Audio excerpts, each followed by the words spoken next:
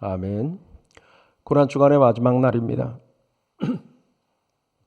어제 십자가에 달리셨던 주님께서는 무덤에 계시면서 사망의 권세를 깨뜨리시고 모든 사람에게 새로운 소망을 주실 부활을 준비하고 계십니다. 예수님의 이 십자가 사건에 대해서는 사복음서뿐만 아니라 구약 성경의 여러 곳에서도 비교적 자세히 그 상황을 묘사하고 있습니다. 예수님의 십자가 사건에 관한 구약의 예언들은 그 숫자도 많을 뿐만 아니라 표현도 아주 다양하게 표현하고 있습니다. 놀라운 것은 예수님께서 십자가에서 달리셨을 때 느끼셨던 그 경험들이 구약 성경에서 아주 두드러지게 그것이 표현되고 있다는 점입니다. 대표적인 것을 꼽으라고 한다면 시편 22편 그리고 오늘 본문인 이사야 53장입니다. 오늘 본문인 이사야 53장은 고난받는 종의 노래라고 잘 알려져 있는 우리들에게 보다 친숙한 그러한 구절입니다.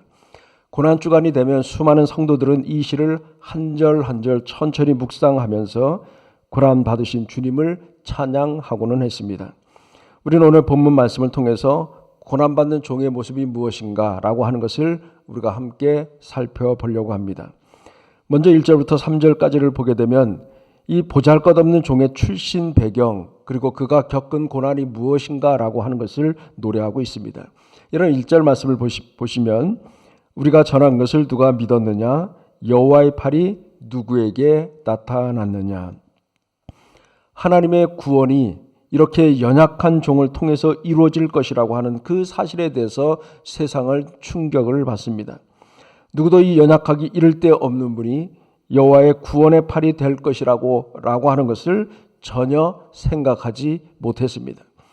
특별히 유대인들은 십자가에 달리신 예수님께서 우리의 구원자가 되신다, 사형틀에 불과한 십자가를 통해서 우리가 구원을 받는다, 이 사실을 그들은 전혀 그것을 받아들일 수가 없었습니다. 신명기 21장 23절 말씀을 보게 되면 나무에 달린 자는 하나님께 저주를 받았음이니라 라고 기록이 되어 있습니다. 그러니까 유대인들이 생각하기에 나무에 달렸다, 그것은 하나님께 반드시 그것은 저주를 받은 자라고 그렇게 생각을 했습니다. 그런데 하나님께 저주를 받았던 자가 오히려 우리의 구원자가 된다, 우리의 메시아가 된다라고 하니까 유대인들은 그 사실을 도저히 그것을 믿을 수가 그리고 받아들일 수가 없는 겁니다. 그래서 십자가의 도를 유대인들은 꺼려하고 있습니다. 반면에 인간의 이성과 지혜를 집요하게 추구하는 헬라인들은 이성적으로 그리고 합리적으로 생각을 했을 때 이럴 보잘것없는 십자가에 달린 분이 우리의 구원자가 되신다는 그 사실, 그것을 생각을 하면 아주 그 사실이야말로 미련스러운 일이라고 그렇게 생각을 했습니다. 여러분, 이것은 오늘날에도 마찬가지 아닙니까? 사람들은 십자가가 우리의 구원이 된다는 바로 그 사실을 믿는 그리스도인들에 대해서 야, 너희들 참 어리석다. 어떻게 그 십자가가 모든 인류에게, 그 당시의 사람 그리고 그 위에 모든 사람들에게 구속사역이 될 수 있는가? 그 사람들이 구원을 받을 수 있는가? 그래서 새로운 생명을 누릴 수 있는가? 그것을 도저히 사람들은 믿을 수가 없는 것입니다. 그래서 하나님께서는 온 세상을 구원하시려고 하는 이 구원 사역에 대해서 이것은 사람들이 꺼리끼는 것이고, 그리고 이러한 미련한 방법이 그 십자가를 통해서 이루어진다라고 하는 그 사실을 사람들은 믿을 수가 없는 것이죠.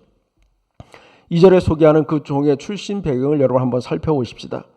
그는 주 앞에서 자라나기를 연한 순 같고 마른 땅에서 나온 뿌리 같아서 고운 모양도 없고 풍채도 없은즉 우리가 보기에 흠모할 만한 것이 아무것도 없도다. 이 구원의 종, 그의 한번 외모를 한번 보십시오.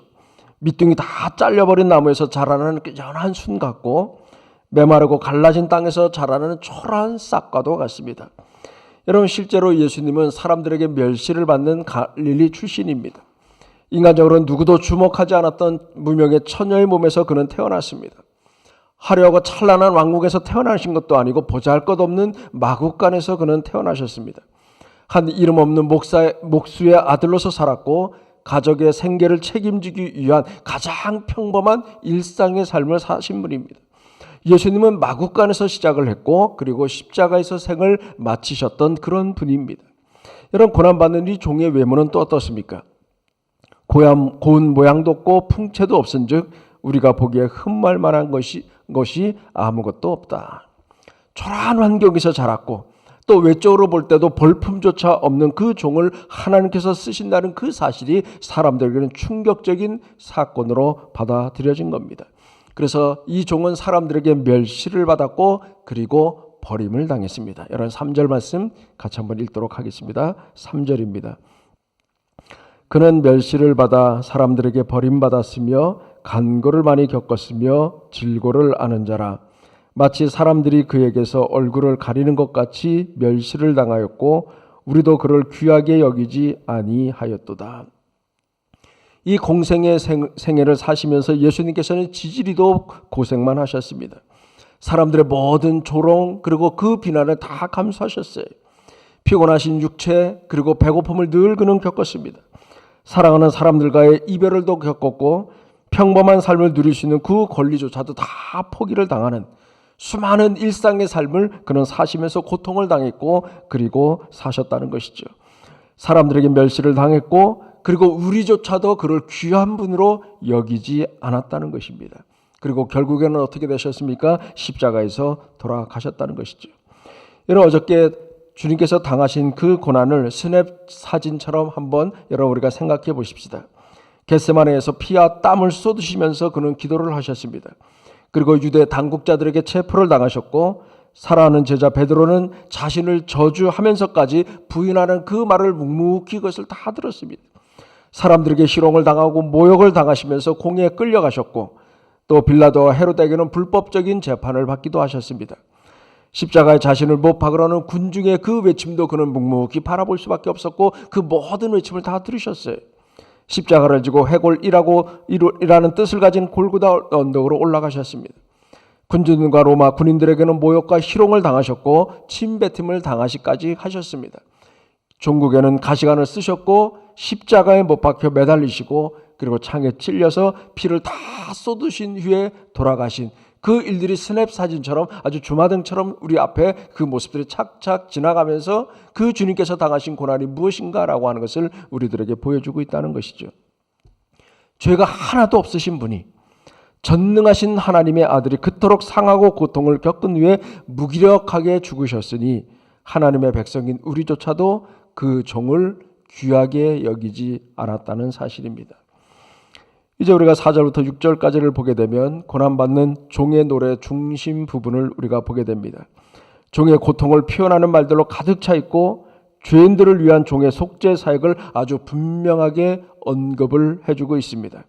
여러분 본문을 3절부터 쭉 보게 되면 3절부터 5절까지에서 가장 많이 반복되는 단어가 있는데 그것은 그라고 하는 단어 그리고 우리라고 하는 단어입니다. 그는 우리의 질고를 지셨고 우리의 슬픔을 당하셨어요. 그는 찔렸는데 우리의 허물 때문입니다. 그가 상하신 것은 우리의 죄악 때문입니다.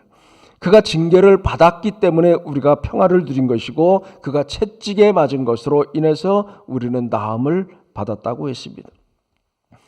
종이 받았던 이 모든 고난, 이것은 자신의 잘못 그리고 자신의 죄 때문 그리고 당신이 마땅히 받아야 될 것이 아니라 저와 여러분의 죄를 담당하기 위해서 그 모든 것들을 받으셨다는 것입니다. 이 모든 수치와 고통은 자신의 죄, 자신의 잘못 때문이 아닙니다.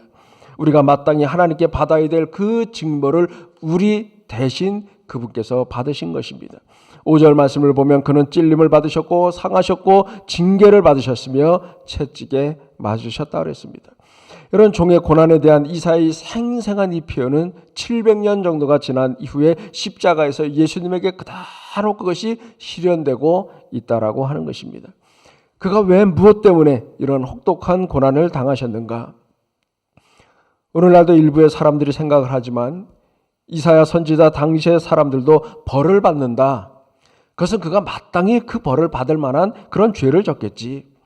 그가 어떤 책망을 받는다. 그래, 그만한 잘못을 저질렀기 때문에 그런 것을 당하는 거야 라고 하는 그 생각이 아주 지배적이었다는 것입니다. 그래서 자신의 죄에 대한 그 징벌로 그가 그런 고통을 당하는 거야 그렇게 생각했다는 것이죠. 그러나 종이 당한 고난은 자신의 죄 때문이 아니라고 하는 것입니다. 우리 때문에 찔리신 것이고 우리 때문에 상처를 받으신 것이고 우리 때문에 징계를 받으신 것이고 그리고 우리 때문에 매를 맞으셨다는 것입니다. 그렇다면 종이 우리를 위해서 이렇게 고통을 당하는 동안 우리는 과연 무엇을 하고 있었습니까? 6절 말씀을 보면 우리는 다 양 같아서 그릇 행하여 각기 제 길로 갔다고 했어요. 우리는 모두 양처럼 길을 잃고 헤매고 다녔습니다. 하나님을 따르고 순종하는 그 길에서 벗어나서 양처럼 제멋대로 자신의 욕망과 자신의 것들을 이루기 위한 그 삶을 살았다라고 하는 것입니다. 그래서 자신의 본성대로 그리고 죄가 이끄는 대로 살면서 하나님을 다 떠나버린 그러한 삶을 살고 있었다는 것이죠. 이런 우리 어리석음에도 불구하고 하나님께서는 우리의 죄악을 그에게 다 함도록 하셨어요. 그 결과로 우리가 평화를 누리게 된 겁니다. 여러분, 평화는 우리가 잘 아는 대로 히브리어로 샬롬이죠. 이 평화라고 하는 것은 갈등이 없는 상태를 말하는 것이 아니라 부족함이 없는 완전한, 약함이 없는 건강, 그리고 지체나 퇴보가 없는 번영 등을 적극적으로 표현하는 그러한 단어입니다. 처음 예수 믿는 분들에게 예수 믿고 무엇이 가장 달라졌는가라고 하는 것을 물으면 많은 분들이 이야기하기를 마음속에 내가 참 평안을 얻었습니다.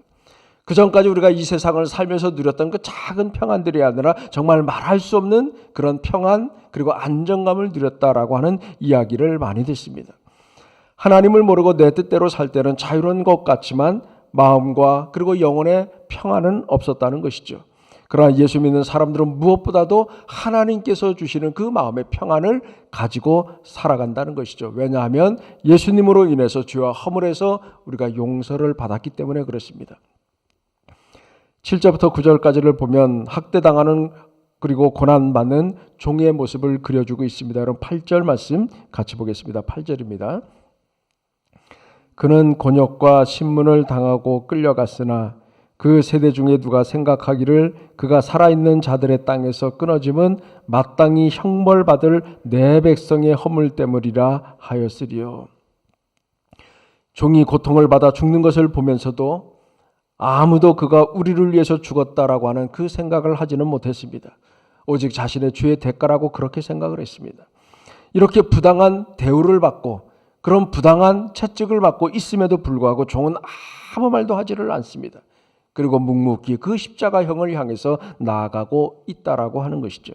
7절 말씀에 있는 것처럼 그가 곤형을 당하고 괴로울 때도 그가 입을 열지 아니하였으며 마치 도수장으로 끌려가는 어린 양과 털 깎는 자 앞에서 잠잠한 양같이 그의 입을 열지 아니하였도다. 곤욕을 당하고 괴로울 때에도 그는 억울하다고 항변하지 않았어요. 도살장으로 끌려가는 그 순간까지도 그는 침묵하고 있습니다. 왜냐하면 자신의 그 희생을 통해서만 하나님과 그의 백성들이 하나됨을 이룰 수 있고 그 모든 죄의 허물로부터 자유로울 수 있기 때문에 그는 묵묵히 그 길을 걸어가고 있는 겁니다. 이제 종의 노래 마지막 부분인 10절부터 12절까지는 이러한 희생으로 인한 종의 성공을 노래하고 있습니다. 그럼 10절 말씀을 같이 한번 읽겠습니다. 10절입니다. 여호와께서 그에게 상함을 받게 하시기를 원하사 질고를 당하게 하셨은즉 그의 영혼을 속건제물로 드리기에 이르면 그가 씨를 보게 되며 그의 날은 길 것이요 또 그의 손으로 여호와께서 기뻐하시는 뜻을 성취하시리로다. 종의 이 고난, 이 고통 그리고 그 아픔은 자신의 뜻이 아닌 하나님의 뜻에 의한 것이었다는 것입니다. 하나님께서 종에게 상함을 받게 하셨고 질고를 당하게 하셨습니다. 우리는 하나님께서 그의 종들에게 항상 복되고 항상 좋은 것을 주실 것으로만 생각을 하지만 하나님께서는 종종 고난과 고통을 허락하시기도 하십니다. 왜 그러냐면 더 원대하고 위대한 뜻을 이루기 위해서 그렇습니다. 그렇기 때문에 이 종의 순환을 통해서도 하나님은 이렇게 놀라운 역사를 이루고 계시다는 사실입니다. 그가 하나님께 순종하고 자신을 내어 주심으로써 오히려 모든 인류를 구원하고 그 마음속에 하나님과 사람 사이에 막힌 그리고 분리된 그 관계를 회복시키셨다는 것입니다. 이 종의 생애를 요약하는 두 단어를 꼽으라고 한다면 버려지심 그리고 낮아지심이라고 표현할 수가 있습니다. 고난당하신 우리 주 예수 그리스도께서는 철저히 버려지셨고 그는 철저히 낮아진 어쩌면 실패한 비참한 인생이라고 생각하지만 그러나 하나님께서는 그를 높여주셨고 그의 모든 것들을 보상해 주셨다라고 하는 것이죠. 여러분 12절은 고난받는 종의 노래 결론입니다. 그리스도의 부활과 승천을 예언하는 승리의 찬양으로 되어 있습니다. 여러분이 12절 말씀에 대한 정확한 신약의 주석이 어디인가? 그것은 빌립보서 2장 6절부터 11절 말씀이 오늘 본문의 이 12절을 마치 주석하는 것처럼 그렇게 기록이 되어 있습니다. 그는 근본 하나님의 본체시나 하나님과 동등됨을 취할 것으로 여기지 아니하시고 오히려 자기를 비어 종의 형체를 가지사 사람들과 같이 되셨고 사람의 모양으로 나타나사 자기를 낮추시고 죽기까지 복종하셨으니 곧 십자가에 죽으시리라. 이러므로 하나님이 그를 지극히 높여 모든 이름 위에 뛰어난 이름을 주사 하늘에 있는 자들과 땅에 있는 자들과 땅 아래에 있는 자들로 모든 무릎을 예수의 이름에 꿇게 하시고 모든 입으로 예수 그리스도를 주라 시인하여 하나님 아버지께 영광을 돌리게 하셨느니라. 이렇게 고난받는 그 종을 하나님께서는 지극히 높여주셨고 모든 이름 위에 뛰어난 이름을 주셨습니다. 그래서 하늘에 있는 자들과 땅에 있는 자들과 땅 아래에 있는 모든 자들로 그 무릎을 예수의 이름에 꿇게 하시고 모든 영광을 하나님께 돌리게 하셨습니다. 여러분, 우리 역시도 바로 이 고난받는 그 주님을 찬양하면서 영광을 돌릴 수 있는, 그래서 이 고난주간이 단지 그 종의 고난만을 말하는 것이 아니라 그 위에 있을 영광과 그리고 심판과 하나님의 놀라운 축복을 이야기할 수 있는 그런 주간이 되시기를 바라면서 오늘 하루도 그 주님과 함께 하나님을 찬양하는 그리고 영광을 돌리는 복된 하루를 살아가시기를 바라겠습니다. 함께 기도하겠습니다. 주님의 찔림은 나의 허물 때문이요 주님의 상함은 나의 죄악 때문이었습니다. 주님이 징계를 받음으로 우리가 평화를 누리고 주님이 채찍에 맞음으로 우리가 나음을 받았습니다. 사랑의 주님, 이 은혜와 사랑을 늘 기억하며 살게 하옵소서. 특별히 한 주간 주님의 십자가와 고난을 묵상하면서 우리 각자에게 주신 은혜를 기억하며 감사를 드립니다. 이제 주님과 함께하는 부활을 기대하면서 주님의 삶과 인격과 사역을 평생도록 따르고 하나님께 영광을 돌리는 저희가 다 될 수 있도록 인도하옵소서. 예수 그리스도의 이름으로 기도하옵나이다. 아멘.